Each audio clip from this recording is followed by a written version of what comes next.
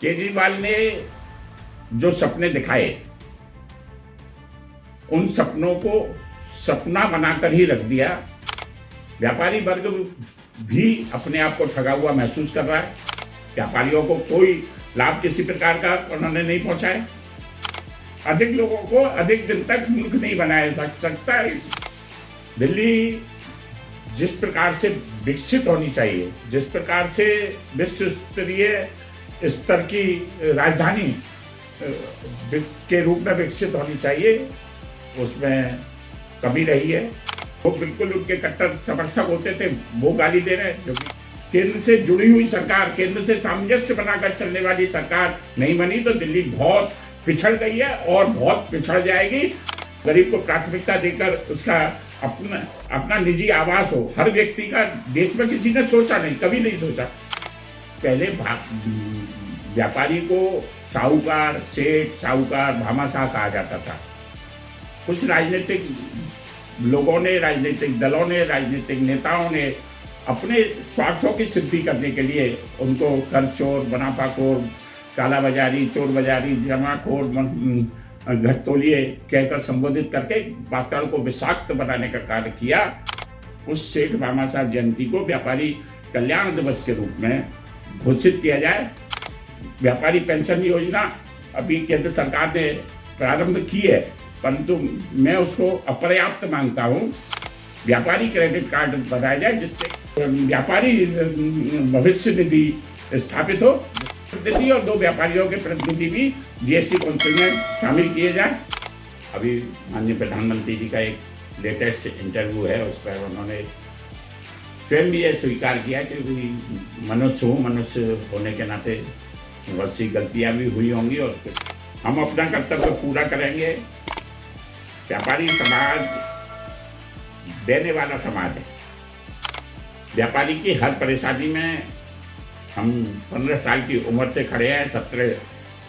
17 जेलों में बंद रहे हैं।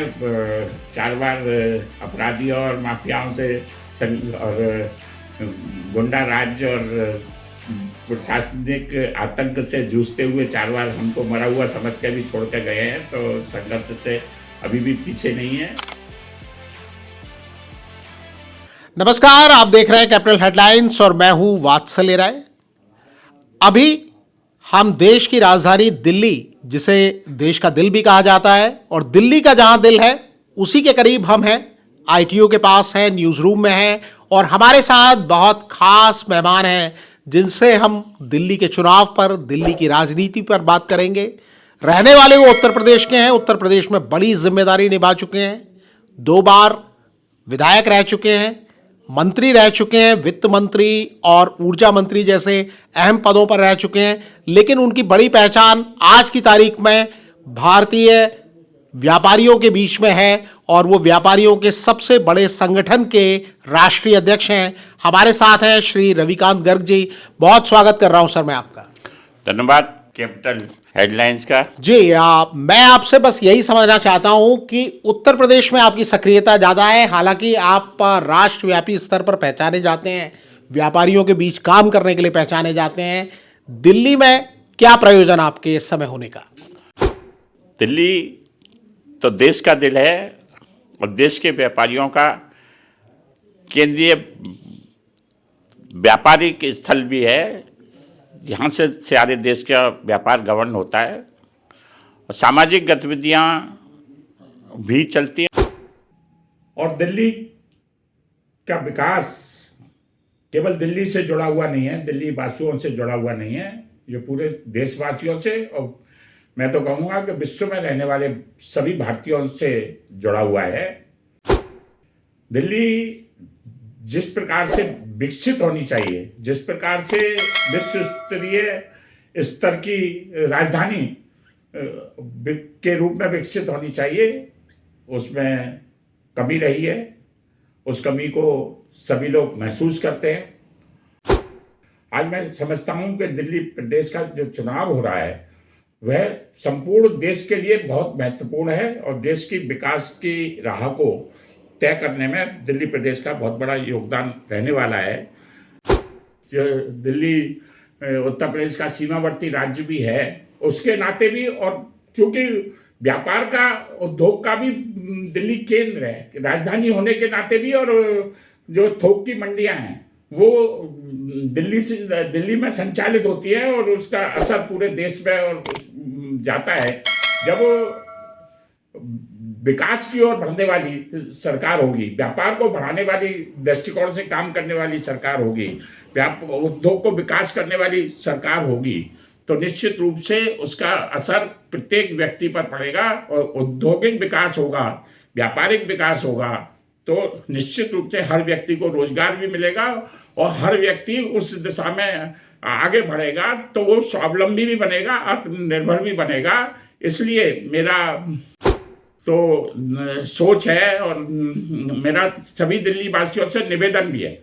मैं व्यापारियों से तो आग्रह कर ही रहा हूँ, व्यापारियों के साथ, और व्यापारियों को आप मतलब ये छोटे बड़े व्यवसायी भी हैं, छोटे दुकानदार भी हैं, ढकेल खोमचे वाले भी हैं, रेहड़ी पटरी वाले भी हैं, हम सबको व्यापारी मानते हैं, और बड़े उद्योगपति भी हैं, स्टार्टअप के लोग भी हैं, एमएसएमई के भी लोग हैं।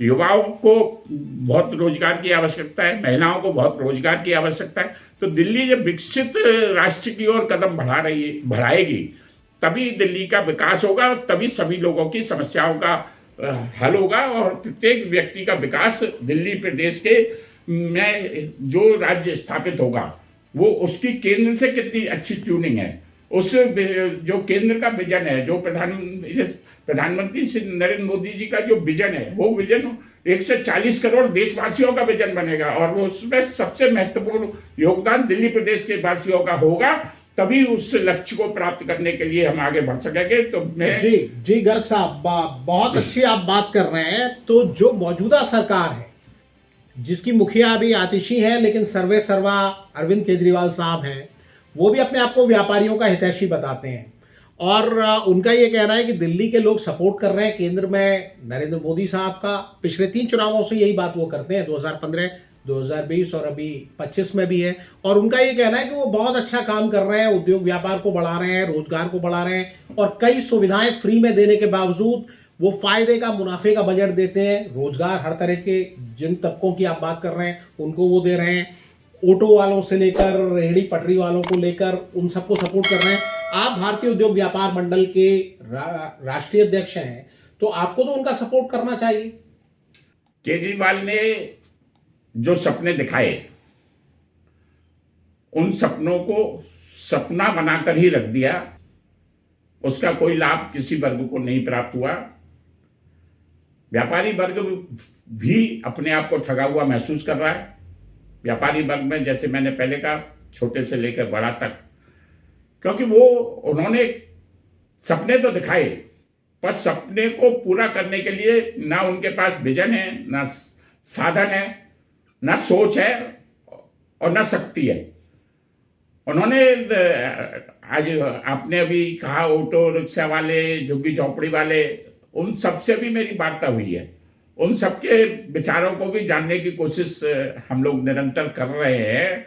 सभी अपने को ठगा हुआ महसूस कर रहे हैं, ऐसा मुझे आभास भी हो रहा है, और दृढ़ विश्वास भी है। कैसे आपको आभास हो रहा है? क्योंकि देखिए, पिछले अगर हम 2 चुनावों की बात करें, जिस पैमाने पर लोग आकलन करते हैं, आंकड़े बनाते हैं, 2015 में उन्होंने 67 सीटें जीती, 2020 में उन्होंने 62 सीटें जीती। एमसीडी जो भारतीय जनता पार्टी के हाथ में थी, ये उत्तर प्रदेश नहीं है गर्ग साहब, दिल्ली है। दिल्ली के लोगों का मूड, मन, मिजाज अलग है। और जो आपने पूर्वांचल समाज की बात की, वो तो ये आरोप लगा रहे हैं कि भारतीय जनता पार्टी सीधी तौर पर उनको रोहिंग्या, बांग्लादेशी बताकर उनका अपमान कर रही है। फिर आप कैसे समझ रहे हैं कि उनका आधार बेस कम होगा और लोग आपकी तरफ या भारतीय जनता पार्टी की तरफ जुड़ेंगे? दिल्ली प्रदेश कुछ अलग ढंग से बना हुआ है। कुछ वर्गों को उन्होंने प्रभावित किया, लुभावने नारों से, लुभावनी बातों से, लुभावने प्रलोभनों से। और एक वर्ग जो बहुत बड़ी महत्वपूर्ण भूमिका निभाता है और निभा सकता है, वो वर्ग हमेशा वोट के लिए उदासीन रहा, वोट डालने में कोताही बरतता रहा। व्यापारी और उससे ऊपर का जो भी उद्यमी है या बड़ा बुद्धिजीवी है, वो बुद्धिजीवी है, सबसे ज्यादा चर्चा करते हैं, सबसे ज्यादा बात करते हैं, सबसे ज्यादा विश्लेषण करते हैं, परंतु वोट के समय कहीं ना कहीं अनदेखी कर देते हैं, लापरवाही बरतते हैं या सुविधाओं में खो जाते हैं। आज वो स्थिति में परिवर्तन हो रहा है। आदमी सोचने को मजबूर है कि मेरा और मेरे परिवार का और भावी पीढ़ी का भविष्य कैसे सुरक्षित होगा, और उसके लिए मैं सबसे पहले निवेदन कर रहा हूं कि व्यक्ति वोट डालने के लिए निकलें। हर वर्ग का व्यक्ति वोट डालने के लिए नहीं, आप ये बताइए कि क्या केजरीवाल या आम आदमी पार्टी की जो सरकार है उसमें लोगों का भविष्य सुरक्षित नहीं है? आप कुछ एग्जाम्पल देके बता सकते हैं कि क्या? और जहां तक आप तमाम वर्गों से बात कर रहे हैं, वो भी तमाम वर्गों से मिल रहे हैं, खुद को हनुमान भक्त बताते हैं। अभी तो देखिए पुजारियों और ग्रंथियों के लिए भी वो योजनाएं ले आए हैं, तमाम चीज़ें वो फ्री देने की बात करते हैं। महिलाओं को बस यात्रा फ्री है, बिजली पानी फ्री है, इलाज फ्री है, शिक्षा फ्री है। व्यापारियों के लिए भी वो आरोप लगाते हैं कि आपकी सरकार तो कानून व्यवस्था तक नहीं दे पा रही है। आखिर आदमी आपकी तरफ जुड़ेगा कैसे? झूठे नारे, लुभावनी बातें, छोटे प्रलोभन सबको अच्छे लगते हैं, परंतु वो सब बातें मुझे लगता है कि वास्तविकता से परे है। नहीं, कुछ आप उदाहरण दे सकते हैं क्या? नहीं, जैसे व्यापारियों की आपने बात कही, व्यापारियों को कोई लाभ किसी प्रकार का उन्होंने नहीं पहुंचाया। किसी ऑटो रिक्शे वाले आज मैं तो ऑटो रिक्शा में बैठ के भी मैंने देखा, तो वो जो बिल्कुल उनके कट्टर समर्थक होते थे वो गाली दे रहे हैं, जो कि झोपड़ी वाले। क्योंकि लेकिन क्यों गाली दे रहे हैं? ऑटो रिक्शा वालों को उन्होंने बीमा भी करवाया है, उनकी बेटियों की शादी में आर्थिक मदद देने की बात की है, उन्हें क्यों गाली दे रहे हैं? लेकिन जो बुनियादी सुविधाएं होनी चाहिए वो नहीं मिली। आज केंद्र सरकार की जो योजनाएं हैं, जिसके माध्यम से सारे देश का गरीब तबका लाभान्वित हो रहा है, गरीब को प्राथमिकता देने का काम, और गरीब को प्राथमिकता देकर उसका अपना निजी आवास हो। हर व्यक्ति का, देश में किसी ने सोचा नहीं, कभी नहीं सोचा कि हर व्यक्ति की अपनी घर की छत हो, और वो घर की छत भी सुविधा युक्त हो, उसमें शौचालय भी हो, उसमें बिजली का कनेक्शन भी हो, उसमें गैस का कनेक्शन भी हो। इस सब को किसी ने नहीं सोचा। आज जिस प्रकार से सारे देश में एक वातावरण बना है, गरीब को अपने को राहत महसूस कर रहा है, उसको दिल्ली प्रदेश में लागू ना करना, उसे स्कीम से अनदेखी करना, स्वास्थ्य बीमा से की अनदेखी करना, और बरगलाना कि हम अपनी तरफ से जो बीमा दे रहे हैं वो ज्यादा लाभकारी है। तो वो आदमी मूर्ख अधिक दिन तक नहीं बनाया जा सकता, अधिक लोगों को अधिक दिन तक मूर्ख नहीं बनाया जा सकता। समय था, हो गया। मैं समझता हूं कि इस वर्ष अगर दिल्ली में किसी भी प्रकार से कुछ अलग हो गया, केंद्र की सहयोगी सरकार, केंद्र से जुड़ी हुई सरकार, केंद्र से सामंजस्य बनाकर चलने वाली सरकार नहीं बनी, तो दिल्ली बहुत पिछड़ गई है और बहुत पिछड़ जाएगी। मैं सभी से अपील करता हूँ। मैं आपसे जानना चाहता हूँ कि आप बार बार कह रहे हैं कि दिल्ली पिछड़ गई है, पिछड़ जाएगी, किस पैमाने पर पिछड़ी है? और भारतीय उद्योग व्यापार मंडल की ओर से, क्योंकि आप राष्ट्रीय अध्यक्ष हैं, मैं आपकी उत्तर प्रदेश की भूमिका की बात नहीं कर रहा हूं, क्योंकि आप राष्ट्रीय अध्यक्ष हैं, पूरे देश के व्यापारियों को एड्रेस करते हैं। आपको क्या लग रहा है कि दिल्ली के व्यापारी केजरीवाल साहब की सरकार के रहते कहां पिछड़ रहे हैं? क्या दिक्कतें? स्पेसिफिक उदाहरण सहित बात बताइए। व्यापारियों को कोई सुविधा नहीं मिली, कहना अलग बात होती है। किस तरह की सुविधा की बात कर रहे हैं? किसी भी डिपार्टमेंट में हो या किसी भी प्रकार की सहायता सहयोग की आवश्यकता हो, विकास की जो पटरी है, जो उद्योग, जिस प्रकार से औद्योगिक और व्यापारिक विकास दिल्ली का होना चाहिए, मैं समझता हूं कि दिल्ली जो व्यापार दिल्ली में होता था, वो व्यापार पिछड़ा है, हर क्षेत्र में पिछड़ा है। क्योंकि उसके लिए जो बुनियादी ढांचे की आवश्यकता है, उसके लिए जो बुनियादी सकारात्मक सहयोग की आवश्यकता है, बुनियादी कानूनों की आवश्यकता है, उनको करने में पूर्णतया केजरीवाल विफल रहे हैं, अक्षम रहे हैं। लेकिन क्यों रहे, मैं आपसे समझना चाहूंगा। क्योंकि केंद्र में 10 साल से, बल्कि 11वां साल चल रहा है, भारतीय जनता पार्टी की सरकार है, प्रधानमंत्री नरेंद्र मोदी की सरकार है, आपके आम आदमी पार्टी की सरकार है, इसलिए केंद्र सरकार ध्यान नहीं दे रही है या कोई और अड़चन आ रही है? आप क्या देख रहे हैं, क्या समझ रहे हैं? उद्योग और छोटा बड़ा उद्योग 10% 15% व्यापार देने का काम करता है। छोटा व्यापारी और थोक व्यापारी मिलाकर, और जैसा मैंने पहले भी कहा कि रेहड़ी पट्टी वाले हों चाहे दुकानदार हो, उन सबके व्यापार के माध्यम से व्यापक व्यापार मिलता है, व्यापक सुविधाएं मिलती है। उन सबके लिए कुछ भी नहीं हुआ। जितनी भी योजनाएं उन्होंने घोषित किया, मैं उसकी विस्तार से चर्चा करूं तो उतना समय आपके पास भी नहीं होगा, परंतु मतलब वो उनके पास गिनाने को कुछ है ही नहीं। कहने को है हमने उसके लिए ये किया, परंतु क्या किया वो आज तक उन्होंने भी नहीं बताया। तो परंतु मैं चूंकि व्यापारी समुदाय से हूं और 10 साल की उम्र से मैंने भी व्यापार किया है और सारी परिस्थितियों को देखा है। इंस्पेक्टर राज की स्थिति को भी देखा है, अराजक तत्वों के साम्राज्य को भी देखा है, आपराधिक साम्राज्य को भी देखा है और भोगा है।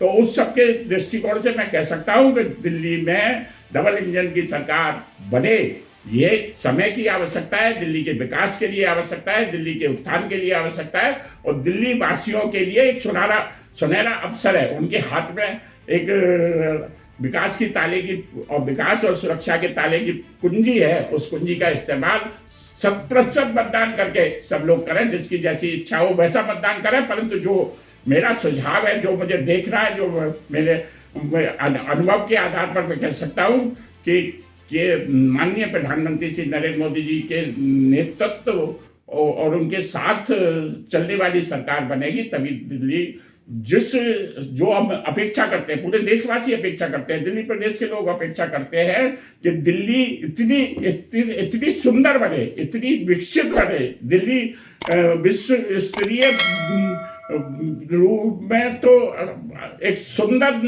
नगर भी हो, सुंदर प्रदेश भी हो और विकसित हो। हर व्यक्ति को रोजगार भी मिले और सुरक्षा भी मिले और हम अपनी विरासत को भी सुरक्षित रख सके।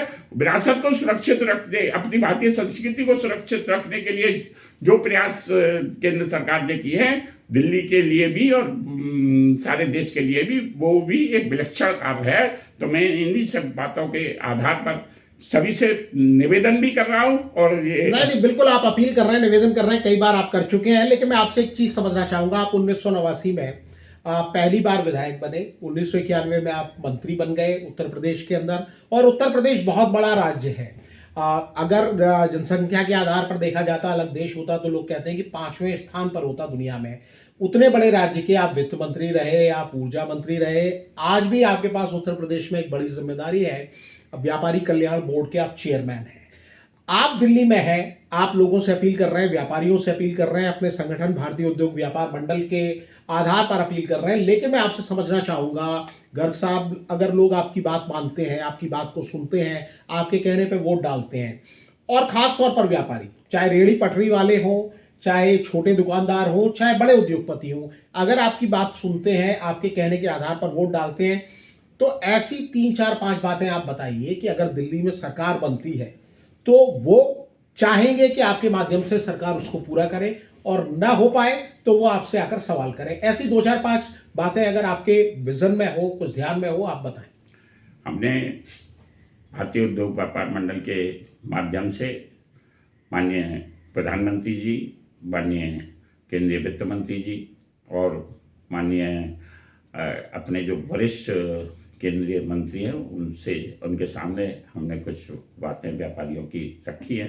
वो दिल्ली के लिए भी हैं, पूरे देश के लिए भी है कि व्यापारी के सम्मान और सुरक्षा के लिए जो पहले व्यापारी को साहूकार, सेठ, साहूकार, भामाशाह कहा जाता था।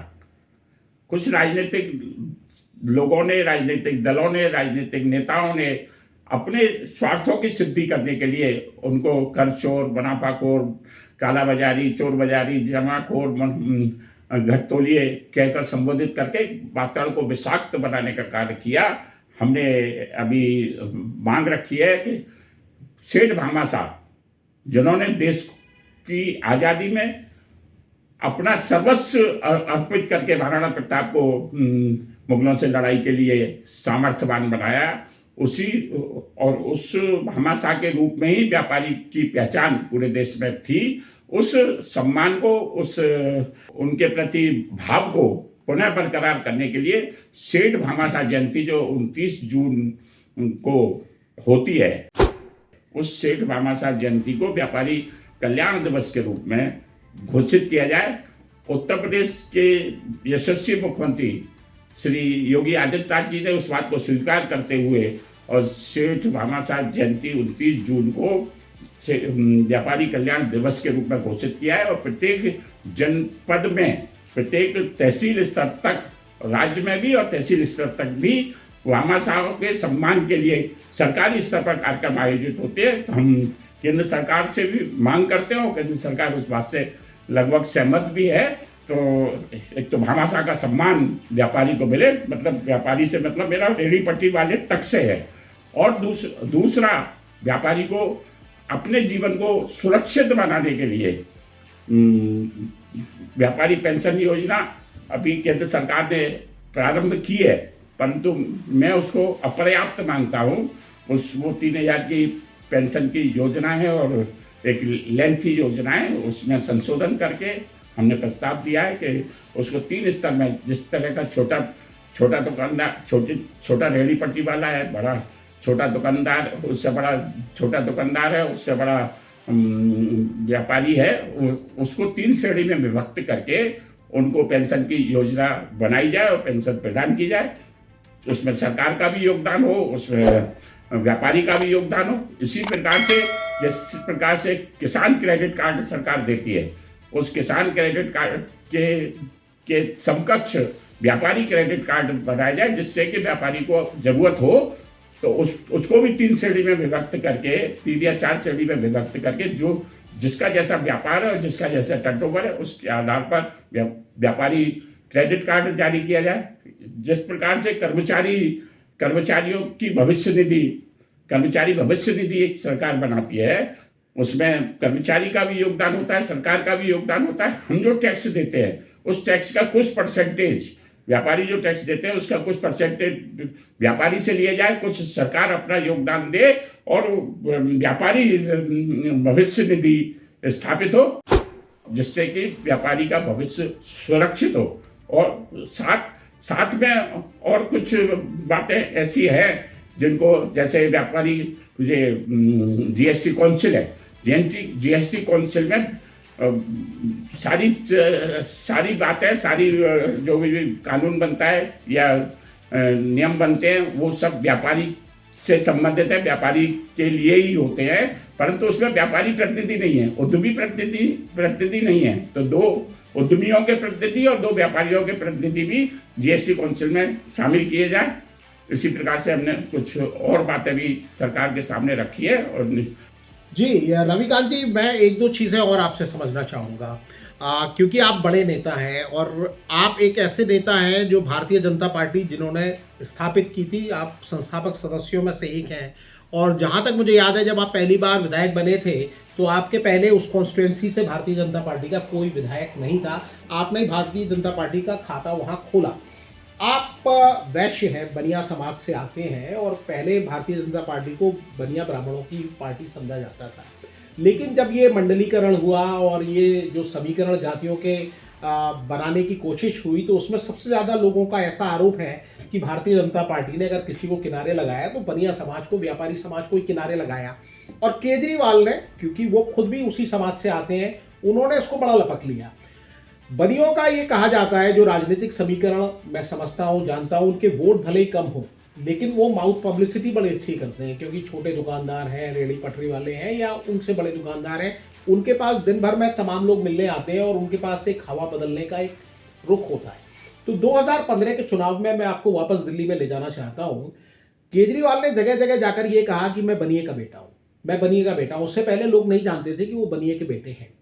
और हर्षवर्धन जी, जो आपके भारतीय जनता पार्टी के उस समय नेता थे, अब एक बनिए के बेटे ने कहा कि मैं बनिए का बेटा हूँ, बनिया समाज ने उसको ऊपर उठा दिया, भले ही बनियों के वोट कम हो, लेकिन हर्षवर्धन जी को इग्नोर कर दिया गया। बाकी ऐसा कोई व्यापारी नेता आज की तारीख में भारतीय जनता पार्टी में नजर नहीं आता जिसको भारतीय जनता पार्टी प्रोमिनेंटली देखती हो।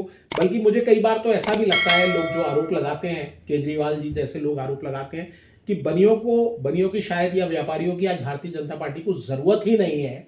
इसीलिए बनियों ने भी कहा कि भाई अल्टरनेटिव हम केंद्र सरकार जब चुनते हैं तो मोदी जी को चुनेंगे। और अब भी मुझे लगता है कि आप अपने भारतीय उद्योग व्यापार मंडल की ओर से खुद ही समर्थन दे रहे हैं भारतीय जनता पार्टी को, जबकि आपको वो भूमिका या आपके साथियों को वो भूमिका जो मिलनी चाहिए, प्रोमिनेंटली जिस तरह से योगदान उनका लेना चाहिए, बनिया समाज को जो महत्व मिलना चाहिए वो नहीं मिलता है, ऐसा आरोप है।